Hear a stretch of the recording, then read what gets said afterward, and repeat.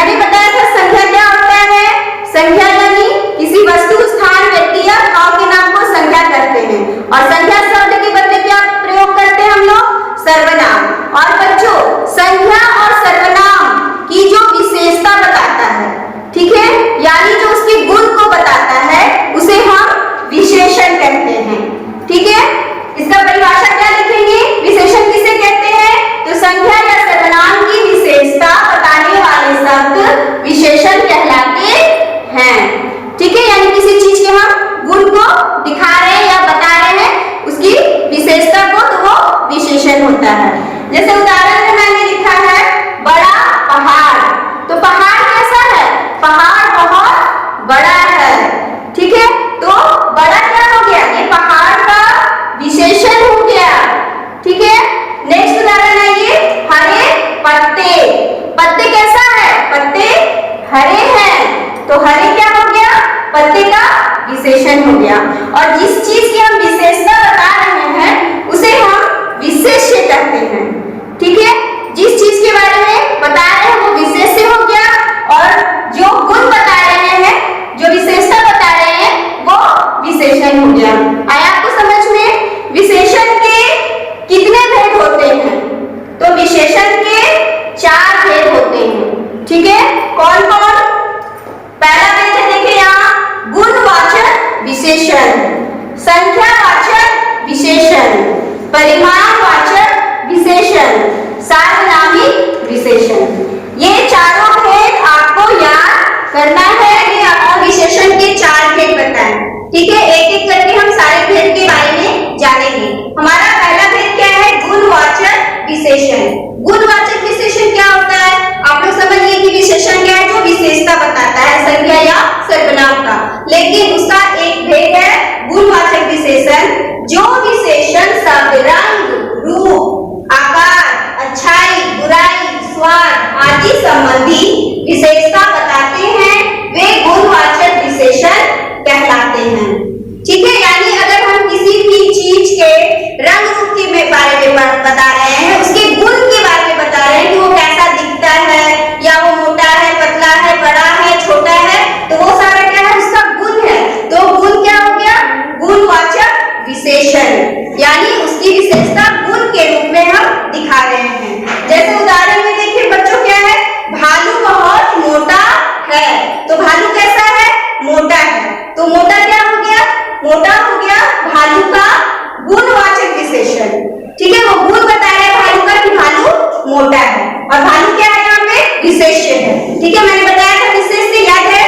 चलिए, दूसरा उदाहरण है, यह फूल बहुत सुंदर है। ठीक है, हम फूल के बारे में बता रहे हैं कि कौन सा क्या सुंदर है? तो फूल सुंदर है, विशेष्य, और उसका विशेषण क्या हो गया? सुंदर। यानी फूल कैसा है? तो फूल सुंदर है, तो सुंदर हो गया हमारा गुणवाचक विशेषण, यानी फूल का गुण है कि वो सुंदर है। विशेष्य हो गया ये फूल, और ये हो गया विशेषण। समझ में आया बच्चों आप लोग को? चलिए दूसरा आते हैं। दूसरा भेद है संख्यावाचक विशेषण। जैसा कि आपको नाम से नहीं लग रहा होगा, इसमें संख्या आ रहा है, तो संख्या आ रहा है तो जिसमें संख्या हो। ठीक है, संख्या समझते हैं आप लोग, काउंटिंग 1 2। ठीक है, उसी तरह से हिंदी में हम लोग क्या बोलते हैं? 1 2। तो जिसमें संख्या आए वो संख्यावाचक विशेषण होता है। इसका परिभाषा क्या लिखेंगे? संख्या का अर्थ है गिनती।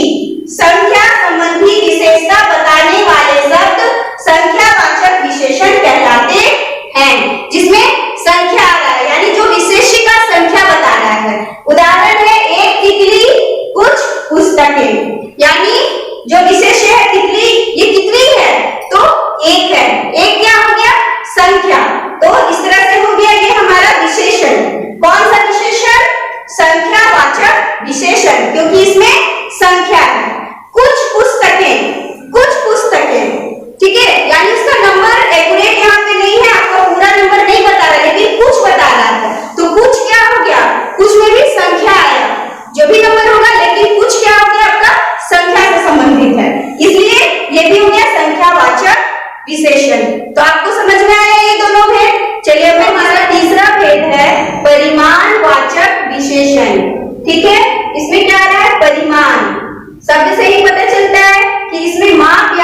तौल के बारे में बताया जा रहा है, मतलब किसी चीज का क्वांटिटी कितना है।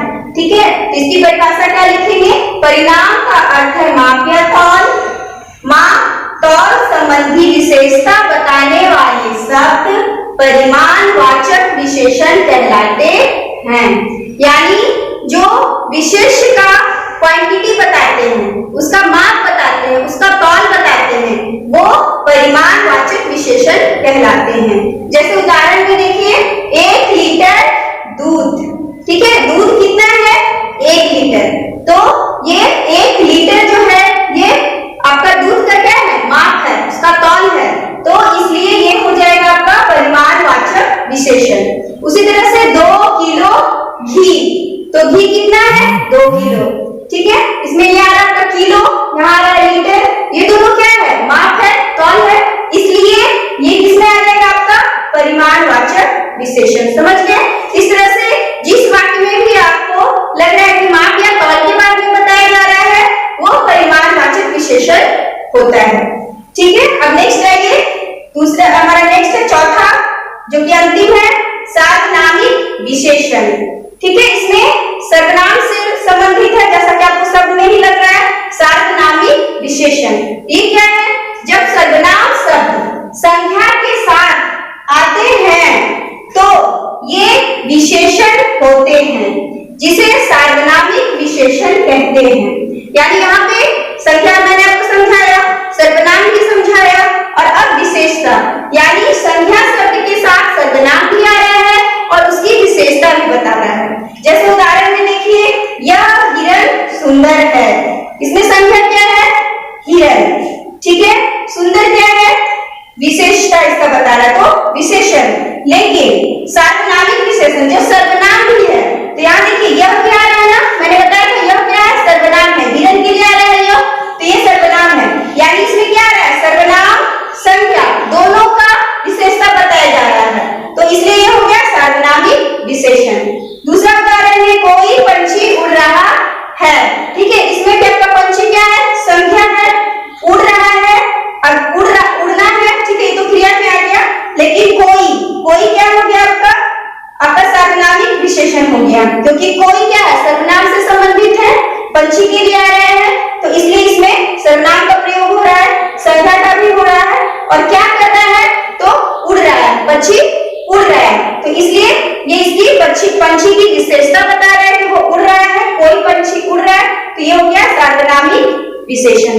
समझ गए आप लोग चारों भेद में क्या क्या अंतर है, और हम कैसे पता करेंगे कि ये कौन सा आपका विशेषता बता रहा है, किस भेद में आ रहा है। तो आपको इसके लिए चारों भेद पढ़ना है और अच्छे से याद रखना है, और वाक्य में अगर आपसे पूछा जा रहा है कि कौन सा विशेषण है, तो आपको समझना है कि ये किस भेद में आएगा।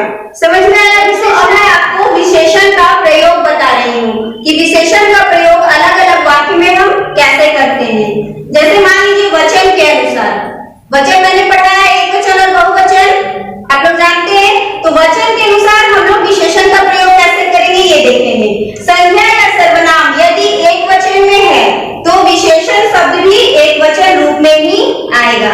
समझ गए? और अगर संख्या या सर्वनाम बहुवचन में है तो विशेषण भी उसी के अनुसार प्रयोग होगा, यानी बहुवचन में प्रयोग होगा।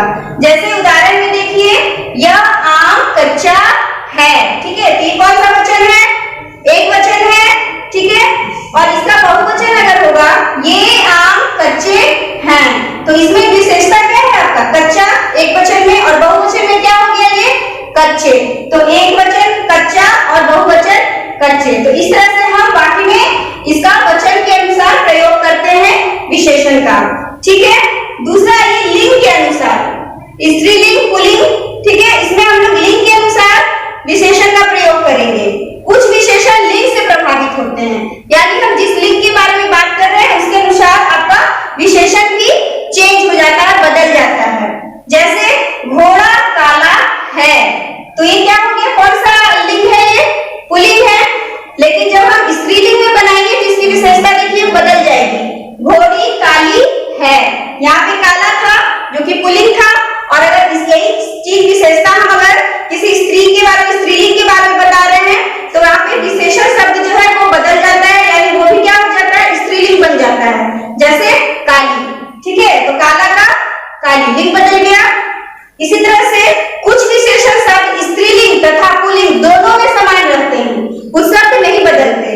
जैसे एग्जाम्पल में देखिए, उदाहरण सुंदर बालक, या हम लिख सकते हैं सुंदर बालिका। ठीक है, यहाँ पे सुंदर क्या है, विशेषण है, लेकिन ये स्त्रीलिंग और पुल्लिंग दोनों के लिए एक जैसा ही है, दोनों के लिए सुंदर का ही प्रयोग करेंगे। उसी तरह से शांत स्त्री या शांत पुरुष, तो इसमें शांत जो है विशेषण है और ये दोनों में शांत ही यूज होगा, ये इस्तेमाल होगा, इसमें हम इसे चेंज नहीं करेंगे स्त्रीलिंग या पुल्लिंग में। तो इस तरह से वाक्य के अनुसार हमें विशेषण का प्रयोग करना होता है। तो इसे आपको समझना होगा कि वाक्य कैसा है और उसके अनुसार ही हमें विशेषण का प्रयोग करना होगा। आप लोग विशेषण